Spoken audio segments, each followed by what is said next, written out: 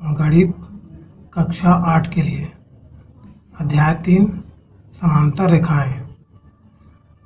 आज की इस वीडियो में हम समांतर रेखाओं से संबंधित कुछ महत्वपूर्ण जानकारियां देखेंगे। तो चलिए शुरू करते हैं। देखिए, अंतःखंड। अंतःखंड क्या होता है, इसके बारे में थोड़ा देख लेते हैं। जब दो सरल रेखाओं को तिर्यक रेखा काटती है तो तिर्यक रेखा का सरल रेखाओं के बीच कटा हुआ भाग अंतःखंड कहलाता है। ये तो हो गया परिभाषा अंतःखंड का। अब इसका चित्र देख लीजिए। चित्र के माध्यम से थोड़ा सा समझने का प्रयास करते हैं कि अंतःखंड क्या होता है। देखिए, चित्र में ए बी रेखा एल एवं एम के द्वारा रेखा एन पर काटा गया अंतःभाग है, इसे अंतःखंड कहेंगे। अब यहाँ देखिए, एक रेखा बना हुआ है जिसका नाम एन है और इस रेखा को दो तिर्यक रेखा एल तिर्यक रेखा और एम तिर्यक रेखा काट रही हैं। तिर्यक रेखा एल के काटने पर कटान बिंदु ए प्राप्त हो रहा है और तिर्यक रेखा एम के काटने पर कटान बिंदु बी प्राप्त हो रहा है। अब यहाँ पर देखिए, अंतःभाग, ये जो एल तिर्यक रेखा के काटने से ए बिंदु प्राप्त हुआ कटान बिंदु और एम तिर्यक रेखा काटने से कटान बिंदु बी प्राप्त हुआ। तो ये दोनों तिर्यक रेखा के अंदर में जो रेखाखंड प्राप्त हुआ है ए से लेकर के बी तक, ये ए बी जो रेखाखंड प्राप्त हुआ है यही रेखाखंड अंतःखंड है। ये दोनों रेखा के अंदर में, अंदर मतलब अंतः, तो ये ए से लेकर के बी तक अंतःखंड है। उसके बाद ये जो बाहर जो रेखाखंड बना हुआ है ये अंतःखंड नहीं है, अंतःखंड है दोनों तिर्यक रेखा के जो अंदर में भाग, अंदर में जो रेखाखंड प्राप्त हुआ है ए से लेकर के बी तक, ये अंतःखंड है।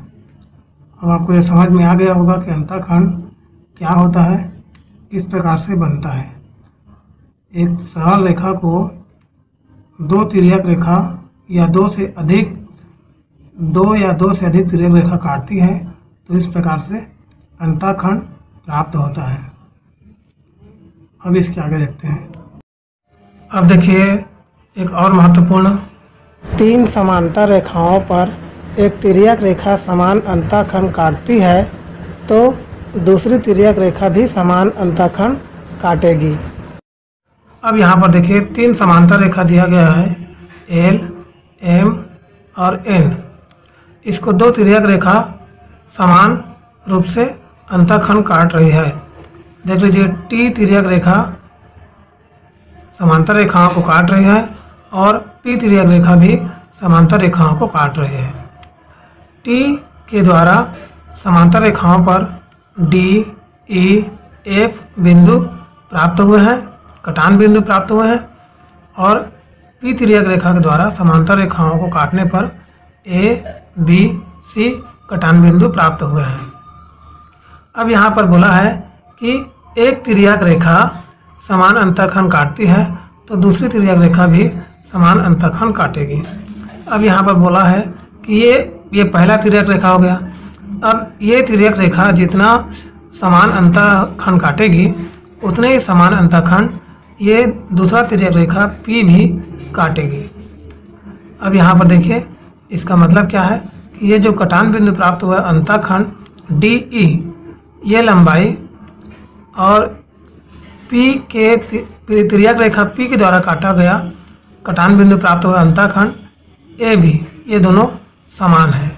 इसके समान ये है, DE के समान AB है और EF अंतःखंड के समान BC है।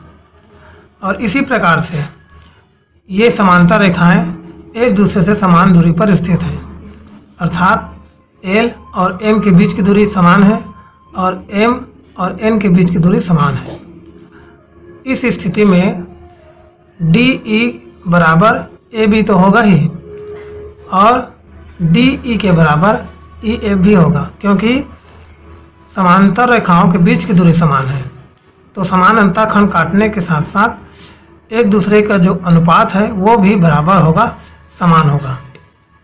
तो डी ई के बराबर ई एफ हो जाएगा और ए बी के बराबर बी सी हो जाएगा, और इसके अंतःखंड के भी समान और इसके अंतःखंड भी समान होंगे। डी ई बराबर ए बी और ई एफ बराबर बी सी। अब यहाँ पर देखिए थोड़ा सा इसका बताया गया है। डी ई बराबर ई एफ, अभी बता रहा था वही है, डी ई बराबर ई एफ और ए बी बराबर बी सी, ए बी के बराबर बी सी है। ठीक, अब इस प्रकार से इसके अंतःखंड बराबर हो गए। अब इनके अंतःखंडों का अनुपात लिया जाए तब की स्थिति में भी ये एक दूसरे के बराबर होंगे, अर्थात डी ई बटे ई एफ किया जाए तो ये जो डी ई बटे ई एफ है वो ए बी बटे बी सी के बराबर होगा। देख लीजिए यहाँ पर किया गया है डी ई बटे ई एफ बराबर ए बी बटे बी सी। इसका मतलब क्या है कि तिर्यक रेखा टी के द्वारा जो अंतःखंड का अनुपात है वह तिर्यक रेखा पी के द्वारा जो अंतःखंड अनुपात बन रहा है उसके बराबर है। ठीक है, इस नियम को अच्छे से समझना है क्योंकि इसी से संबंधित अभ्यास के प्रश्न आए हैं। ठीक, तो ये आपको समझ में आ गया होगा। अब देखते हैं थोड़ा सा आगे। ये इस बात का ध्यान रखना, इसमें एक महत्वपूर्ण बात और है कि समांतर रेखाओं के बीच की दूरी समान है तब की स्थिति में ये अंतःखंड एक दूसरे के समान है और इनके अनुपात भी एक दूसरे के समान है। तो इसके हम एग्जाम्पल उदाहरण अभ्यास में देखेंगे तब और अच्छे से समझ में आएगा। फिलहाल अभी इतना ही समझ लीजिए। अब देखते हैं इसके आगे। अब देखिए एक और महत्वपूर्ण, किसी त्रिभुज में एक भुजा के समांतर खींची गई रेखा अन्य दोनों भुजाओं को समान अनुपात में विभाजित करती है। अब ये क्या है, इसका मतलब आइए इसको चित्र के माध्यम से समझते हैं। देखिए एक त्रिभुज बना हुआ है ए बी सी और त्रिभुज को बीच से एक रेखाखंड काटा है डी ई। अब यहाँ पर देखिए इसमें क्या कहा गया है, किसी त्रिभुज में, ये त्रिभुज है, इस त्रिभुज में एक भुजा के समांतर, मान लीजिए एक भुजा ये है बी सी, खींची गई रेखा इसके समांतर ये यहाँ देखिए डी ई रेखा खींची गई है क्योंकि बी सी और डी ई दोनों का वो एक सीध में खींचा हुआ है, अर्थात एक दूसरे से समान दूरी पर खींचा हुआ है, ऐसा देखने पर प्रतीत हो रहा है। तो ये सेम समांतर रेखा की तरह दिख रहा है। खींची गई रेखा दोनों भुजाओं को समान अनुपात में विभाजित करती है। ये जो सीधी रेखा खींची गई है BC के समांतर DE, ये DE रेखा भुजा AC और भुजा AB को समान अनुपात में विभाजित करती है। मतलब ये जो AB है वो DE की वजह से दो भाग में बंट गया है और AC भी इस DE की वजह से दो भाग में बंट गया है। देखिए AB दो भाग में बंट गया है, AD और DB के रूप में। उसी प्रकार AC दो भाग में बंट गया है, AE और EC के रूप में। तो ये जो AD और DB है वो AE और EC के अनुपात के बराबर होंगे। मतलब क्या है कि AD बटे DB करेंगे तो वह AE बटे EC के बराबर होंगे।